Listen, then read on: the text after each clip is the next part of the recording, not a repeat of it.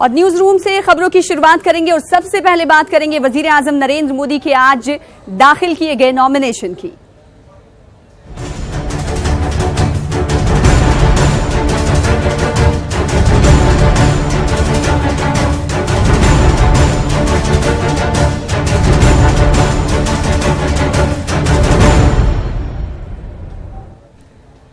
तो वजीर आजम नरेंद्र मोदी ने आज वाराणसी से अपना पर्चे नामजदगी दाखिल कर दिया। इस मौके पर उनके हमरा कई बड़े लीडरान की मौजूदगी भी रही और साथ ही साथ अगर मरकजी वजीर दाखिला राजनाथ सिंह की बात करें तो उनकी जानिब से वजीर आजम नरेंद्र मोदी को मुबारकबाद भी पेश किया गया और साथ ही साथ पीएम मोदी को मुबारकबाद पेश करने में प्रकाश सिंह बादल, नीतीश कुमार, रामविलास पासवान समेत एनडीए के बड़े लीडर इस मौके पर पीएम मोदी के हमरा नजर आए। पर्चे नामजदगी दाखिल करने से पहले पीएम मोदी ने काल भैरव मंदिर के दर्शन भी किए, काल भैरव मंदिर के, और साथ ही साथ पार्टी कारकुनान से वजीर आजम नरेंद्र मोदी ने खिताब किया।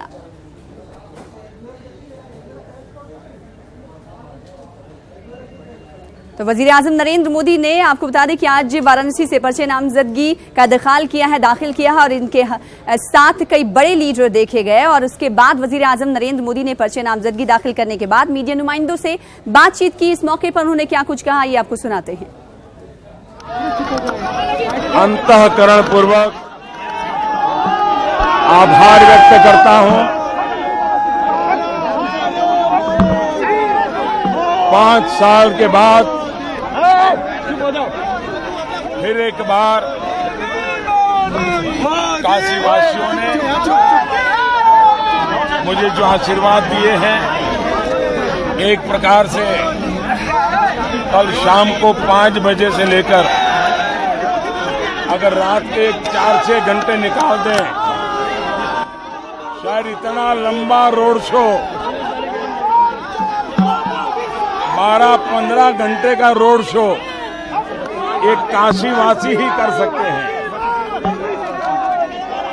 ये बाबा की नगरी, मां गंगा के आशीर्वाद भारत के उज्जवल भविष्य के लिए काशीवासी संकल्पबद्ध है। ये जो प्यार, ये दुलार, ये आशीर्वाद काशीवासियों ने दिए हैं, मैं हृदयपूर्वक उनका आभार व्यक्त करता हूं और मैं सभी मतदाताओं से प्रार्थना करूंगा कि सभी मतदाता जहां जहां चुनाव बाकी है, तीन चरण हुए हैं, बाकी जो भी मतदान बाकी है, सभी चरण में बहुत ही शांतिपूर्ण तरीके से एक लोकतंत्र के उत्सव के रूप में हमारे देश के मतदाता मतदान करें। ऐसा माहौल कुछ लोग अब बनाने लगे हैं कि मोदी जी तो जीत गए और इसलिए वोट नहीं करोगे तो चलेगा। कृपा करके ऐसे लोगों की बातों के में मत आइए।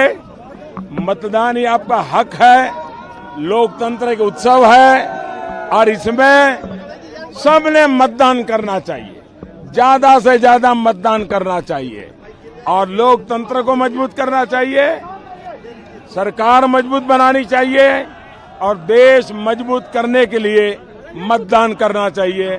मैं फिर एक बार मीडिया के लोगों का भी आभार व्यक्त करता हूं, क्योंकि आप भी शायद, मैं तो 5 बजे पहुंचा, लेकिन आप कल दोपहर से लगे हुए हो, करीब 24 घंटे से आप लगे हैं और इस धूप में काम कर रहे हैं। मैं चाहूंगा कि तबीयत आपकी अच्छी रहे, आप लोगों का स्वास्थ्य अच्छा रहे, आपको बहुत शक्ति मिले। बहुत बहुत धन्यवाद आपका। तो वजीर आजम नरेंद्र मोदी का आपने रद्द-ए-अमल सुना। नॉमिनेशन के बाद उन्होंने मीडिया नुमाइंदों से खिताब किया और उसके बाद अगर रामविलास पासवान की बात कर लें तो रामविलास पासवान ने कहा कि एनडीए के साथ हम तमाम जो पार्टियां हैं वो चट्टान की तरह खड़ी हुई हैं और साथ ही साथ इस मौके पर उन्होंने अपोजिशन को भी आड़े हाथों लिया। उन्होंने कहा कि अपोजिशन में लगातार इंतशार देखा जा रहा है और इसका फायदा सीधे तौर पर हमारी पार्टी को मिलेगा, यानी एनडीए को मिलेगा। इसके अलावा उन्होंने क्या कुछ कहा, ये सुनाते हैं आपको। सब लोग हम लोगों के नेता हैं, नरेंद्र मोदी जी नेता हैं, उनके पीछे हम लोग चट्टान की तरह जितने जो है सहयोगी दल हैं हम लोग खड़े हैं और और कल शक्ति प्रदर्शन जनता ने किया था और आज हम सब लोग मिलकर के शुभकामना देने के लिए उनको आए हैं और हो गया, नॉमिनेशन हो गया है, जीत पक्की है, सरकार बननी भी पक्की है, प्रधानमंत्री बनना भी उनका पक्का है। इसलिए कोई अब जो है सो जो विपक्ष है वो बटा हुआ है, टूटा हुआ है, एक दूसरे के आंख नहीं मिला रहा है, तो इसलिए कोई लड़ाई है नहीं। और पिछली बार जितना देखा आपने, पिछली बार जो जन सैलाब उमड़ा था नॉमिनेशन में प्रधानमंत्री जी का 2014 में, उससे इस बार जो है दुगुना तीन गुना था। तो जनता जो है में लहर है और कहीं कोई कंटेस्ट नहीं है। तो वजीर आजम ने आज नॉमिनेशन फाइल कर दिया है और उसके बाद जराये के हवाले से खबर ये आ रही है कि वजीर आजम नरेंद्र मोदी अयोध्या के माया बाजार का दौरा कर सकते हैं और एक रैली से भी खिताब करेंगे। इस हवाले से क्या कुछ अपडेट है जानने की अपने नुमाइंदे से कोशिश करेंगे। फिलहाल बता दें आपको कि 2014 में इख्तिदार में आने के बाद इस इलाके का वजीर आजम का ये पहला दौरा होगा। ख्याल रहे कि राम मंदिर की तामीर के हवाले से बीजेपी के बाज लीडरों और बाएं बाजू के ग्रुपों की जानिब से मुसलसल बयानात आते रहते हैं। 2014 में तशहीरी मुहिम के दौरान नरेंद्र मोदी ने फैजाबाद में रैली से खिताब किया था और आज ये कहा जा रहा है, जराये ये कह रहे हैं कि आज वजीर आजम नरेंद्र मोदी अयोध्या के नजदीक एक रैली कर सकते हैं और रैली से उनका खिताब भी होगा। इस पूरे इशू पर बातचीत करेंगे और रुख करेंगे वाराणसी का। हमारे साथ हमारे नुमाइंदे अनूप जुड़ चुके हैं। अनूप, कल से ही लगातार आप वजीर आजम नरेंद्र मोदी के मेगा रोड शो को भी कवर कर रहे हैं और साथ ही साथ उसके बाद आज नॉमिनेशन भी पीएम मोदी ने फाइल कर दिया है, पूरे जीत का दावा भी उन्होंने किया। सबसे पहले ये बताइएगा, जोशो खरोश अगर आवाम की बात कर ले वाराणसी की तो हमें दिखाई दे रहा है, वही लीडरान का जोशो खरोश जो भी है वो भी परवान चढ़ता हुआ दिखाई दे रहा है। अनूप,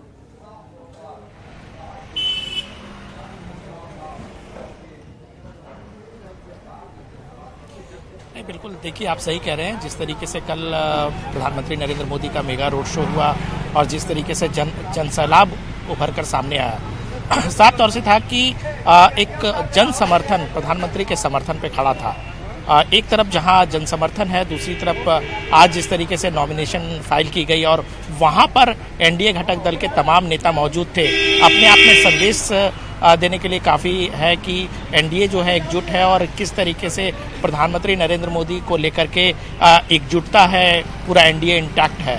दूसरी तरफ आपको बता दूं कि बीजेपी का सबसे कोर इशू रहा है राम मंदिर, और राम मंदिर कब बनेगा, राम मंदिर कैसे बनेगा, इन सब तमाम मसलों को लेकर लगातार सवाल खड़ा होता रहा है। लेकिन इन सब के बीच 2014 से लेकर अब तक प्रधानमंत्री नरेंद्र मोदी कभी भी अयोध्या नहीं गए। खबर यह है कि 1 मई को प्रधानमंत्री नरेंद्र मोदी अयोध्या के पास जाएंगे। माया बाजार है जहां अम्बेडकर नगर और फैजाबाद 2 कंस्टिट्यूंसी लगती है, हालांकि वो अयोध्या के डिस्ट्रिक्ट में अयोध्या के नज़दीक है। वहां पर उनकी एक बड़ी रैली की जाएगी। तो कुल मिलाकर के एक मैसेज तो जरूर है, लेकिन देखना होगा क्योंकि कई लोग सवाल भी खड़े करेंगे। क्या वजीर आजम नरेंद्र मोदी के अयोध्या दौरे को लेकर बीजेपी के लीडरान की तरफ से कोई तस्दीक की गई है, कोई पुष्टि की गई है?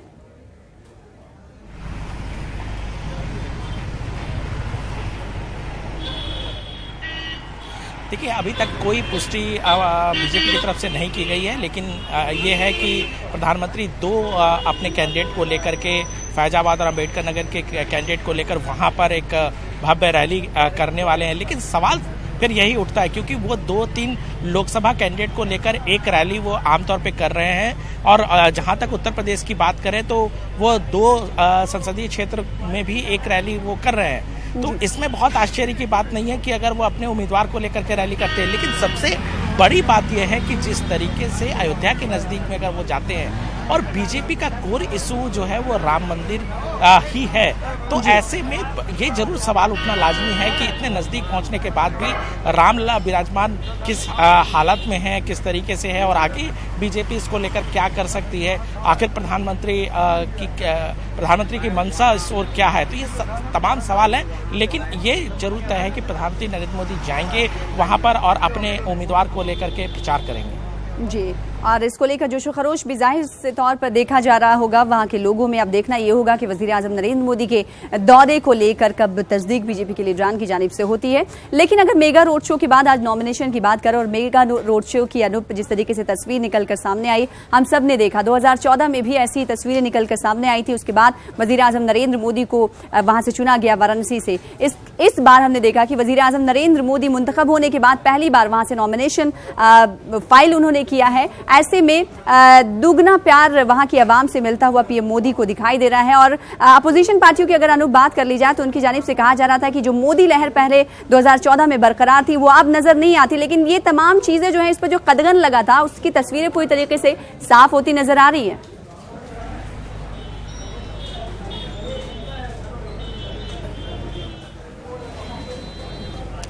देखिए, आपको बता दूं कि 2014 में भी हमने उस समय बनारस का इलेक्शन हमने कवर किया था और उस समय जो जोश और उत्साह लोगों में नरेंद्र मोदी को लेकर था उससे कहीं ज़्यादा इस बार देखने को मिला है। आपने भी देखा होगा तस्वीरों में किस तरीके से बीएचयू गेट से दशाश्वमेध घाट तक आने में कितना वक्त लग गया। आखिरी वक्त में चूंकि आरती का वक्त गुजरा जा रहा था, ऐसे में तेजी से प्रधानमंत्री नरेंद्र मोदी वहां पहुंचे क्योंकि उन्हें भी मालूम है कि संस्कृति क्या चीज होती है, किस तरीके से पूजा की व्यवस्था की जाती है, उसमें समय ज्यादा नहीं लगना चाहिए। अगर समय सीमा पार हो जाती है तो एक जन सैलाब कल बनारस को लेकर था। कहा जा रहा है, दावा किया जा रहा है कि लाखों की संख्या में लोगों ने वहां प्रधानमंत्री की एक झलक वहां देखी है।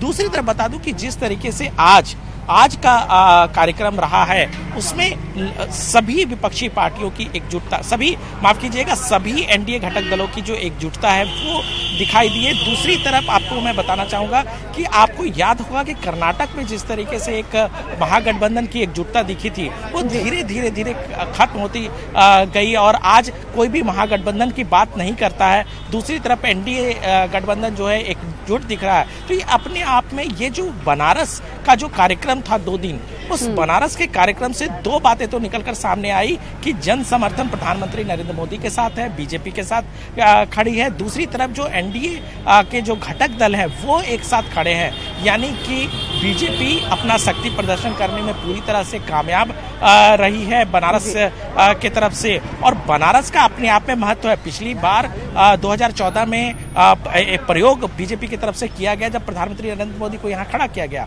और उसका परिणाम भी आपने देखा कि किस तरीके से पूरे पूर्वांचल में इसका असर पड़ा और पूरे पूर्वांचल से बीजेपी को जीत मिली।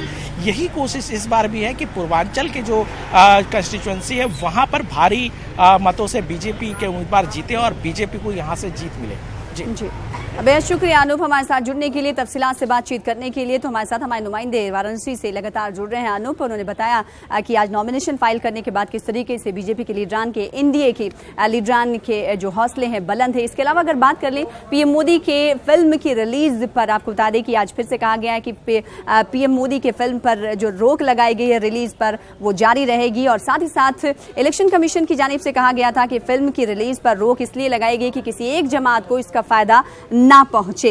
यानी सुप्रीम कोर्ट ने इलेक्शन कमीशन के फैसले को बरकरार रखा है। इलेक्शन कमीशन ने फिर दोहराया है कि लोकसभा चुनाव के दौरान फिल्म की रिलीज पर रोक लगाने का उसका फैसला दुरुस्त है और कानूनी भी है। इलेक्शन कमीशन का मानना है कि अगर फिल्म इंतखाबात के दौरान रिलीज की जाती तो इसका फायदा एक सियासी जमात को पहुंचता।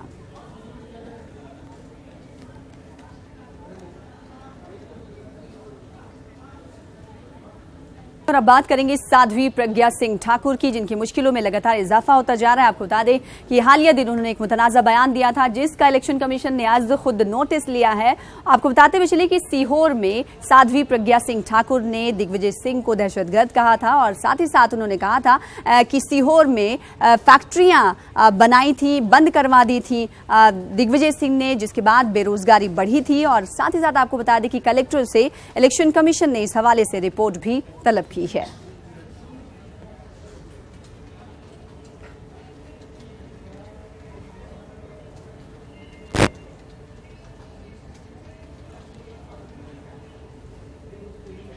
और सुप्रीम कोर्ट ने आरबीआई से क्या कुछ कहा है। आरबीआई को आरटीआई के तहत जानकारी देने में रुकावट बनने वाली पॉलिसी को तब्दील करने के लिए कहा है। अदालत ने माना है कि ये पॉलिसी दिसंबर 2015 के खिलाफ फैसले के खिलाफ है। इस फैसले में अदालत ने कहा था कि आरबीआई बैंकों की जांच रिपोर्ट को आरटीआई के तहत मुहैया कराने से इनकार नहीं कर सकता।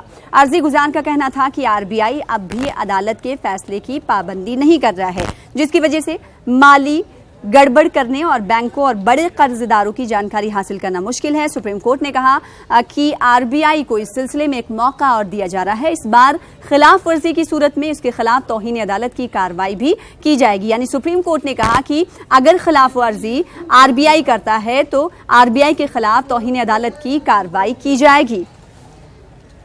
प्रशांत भूषण क्या कुछ कह रहे हैं सीनियर वकील, आइए आपको सुनाते हैं।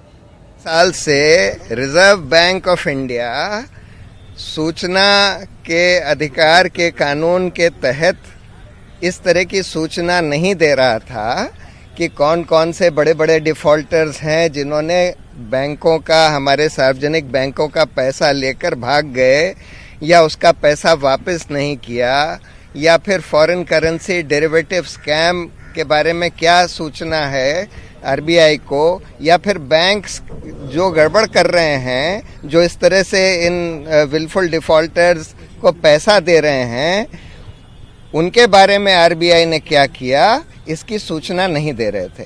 तो ये केस सुप्रीम कोर्ट में आया। 10 अपील्स आरबीआई की सुप्रीम कोर्ट में आई और सब में सुप्रीम कोर्ट ने आरबीआई की दलील खारिज करके बोला कि ये सब सूचना देनी पड़ेगी, और उसके बावजूद वो सूचना नहीं दी जा रही। और उल्टा आरबीआई ने एक सर्कुलर इशू कर दिया कि भाई ये सब सूचना ना दी जाए।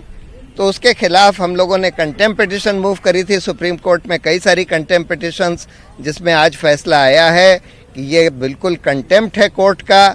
आपको, आरबीआई को ये सूचना देनी थी और अभी हम आखिरी चांस दे रहे हैं कि ये सूचना तुरंत दी जाए, नहीं तो बहुत सीरियस एक्शन कंटेम्प्ट का इस आरबीआई के ऑफिसर्स के खिलाफ लिया जाएगा। तो सुप्रीम कोर्ट ने सख्त अल्फाज में कहा है आरबीआई से ये तमाम चीजें कही हैं। प्रशांत भूषण का आप रद्द-ए-अमल भी सुन रहे थे और इस हवाले से मजीद अपडेट हासिल करेंगे, रुख करेंगे दिल्ली का। हमारे साथ हमारे नुमाइंदे सुशील पांडे जुड़ चुके हैं। सुशील पांडे, बताइएगा इसके अलावा सुप्रीम कोर्ट ने क्या कुछ कहा। एक तरीके से माना जाए आरबीआई की सरजनिश करते हुए सुप्रीम कोर्ट ने कहा कि अगर अब आरबीआई की जानिब से इकदाम नहीं किए गए तो तौहीन अदालत के खिलाफ मुकदमा भी दायर किया जाएगा इस ताल्लुक। इसके अलावा क्या कुछ कहा सुशील? जी देखिए, आरबीआई के लिए एक बड़ा झटका है, क्योंकि आरबीआई लगातार ये छुपा रहा था कि वो किसी भी डिफॉल्टर्स या जो वित्तीय गड़बड़ी करते हैं उनकी जानकारी जो आरटीआई के द्वारा जो कानून है, यानी कि सूचना के अधिकार के कानून के तहत शेयर करना जरूरी है सुप्रीम कोर्ट के ऑर्डर के बाद, यानी कि 2015 का जो ऑर्डर आया था। लेकिन आरबीआई फिलहाल इस आदेश को नहीं मान रही थी, जिसके बाद 2 एक्टिविस्ट ने यहाँ पर याचिका दाखिल की। याचिका दाखिल करने के बाद उन्होंने इस पूरे मामले में बहस की। हालांकि आरबीआई की तरफ से बार बार कोर्ट में दलीलें दी जा रही थी कि हम इस पूरे मामले में साझा नहीं करेंगे अपनी अपीलें, लेकिन सुप्रीम कोर्ट ने आज ये आदेश दिया है आरबीआई को कि उन तमाम चीजों को उनसे शेयर करना पड़ेगा, और ये आखिरी चेतावनी आरबीआई को दी गई है सुप्रीम कोर्ट की तरफ से। सुप्रीम कोर्ट ने कहा है कि आरबीआई अगर इस आदेश का पालन नहीं करता है तो वो कंटेम्प्ट ऑफ कोर्ट होगा, यानी कि कोर्ट के अवमानना होगा, और उसके खिलाफ आने वाले दिनों में आरबीआई पर कहीं ना कहीं मुकदमा भी चलाया जा सकता है। तो निश्चित रूप से अब एक कहीं ना कहीं उन तमाम आरटीआई एक्टिविस्टों की एक बड़ी जीत मानी जाती है फिलहाल, क्योंकि अब आरबीआई को उन तमाम बैंक के करप्ट लोगों की जानकारी और जो वित्तीय गड़बड़ी खातों में करते हैं उन तमाम चीजों की जानकारी उन तमाम कार्यकर्ताओं से शेयर करनी पड़ेगी। जी सुशील, ये बताइएगा क्या वक्त भी बताया है कि इतने दिनों के अंदर सुप्रीम कोर्ट ने आरबीआई को हिदायत दी है कि इतने दिनों के अंदर तमाम चीजें मुहैया कराई जाए? देखिए, फिलहाल अभी ऐसा कोई सुप्रीम कोर्ट की तरफ से ऑर्डर नहीं है कि कोई कब तक का समय है, क्योंकि जो याचिका थी शना वो सीधे रूप से ये थी कि सुप्रीम कोर्ट के आदेश का पालन आरबीआई नहीं कर रहा है। तो अब सुप्रीम कोर्ट ने अपने आदेश में ये कह दिया है कि आपको उन आदेशों का पालन करना पड़ेगा। तो निश्चित रूप से अब ये जब कोर्ट का ऑर्डर आरबीआई को भेजा जाएगा तो उसके बाद आरबीआई को उन तमाम चीजों को साझा करना पड़ेगा जो तमाम लोग आरबीआई से जानकारी, बैंक के खातों से जुड़ी जानकारी अगर वो जानना चाहते हैं तो आरबीआई को उन तमाम व्यक्तियों को फिलहाल ये जानकारी देनी पड़ेगी। जी बेहद शुक्रिया सुशील हमारे साथ जुड़ने के लिए और अपडेट फराहम करने के लिए। तो आरटीआई के तहत बैंकों की जानकारी देने के मामले में आज सुप्रीम कोर्ट ने झटका एक तरीके से आरबीआई को दिया है और साथ ही साथ सख्त हिदायत दी है कि तमाम जानकारी मुहैया कराई जाए। एक तरीके से आरबीआई के लिए बड़ा झटका ये माना जा रहा है। अब देखना ये होगा कि तमाम इकदाम आरबीआई की जानिब से कब और कितने वक्त में किए जाते हैं। फिलहाल इसी के साथ मुझे दीजिए इजाजत। न्यूज रूम से इतना ही। आदाब।